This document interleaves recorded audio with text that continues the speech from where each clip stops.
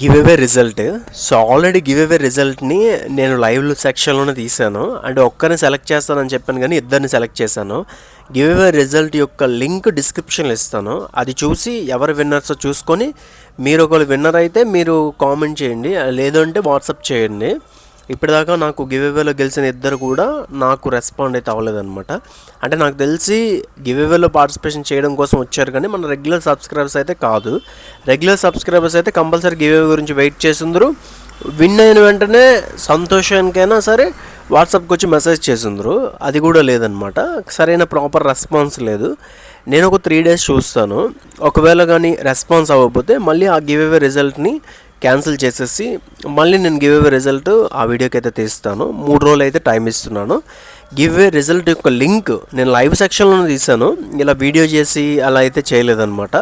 Live సెక్షన్లో ఏంటంటే కరెక్ట్గా జెన్యూన్గా ఉంటుంది.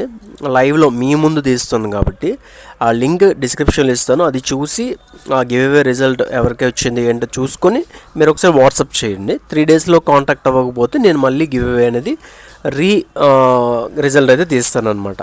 So thank you.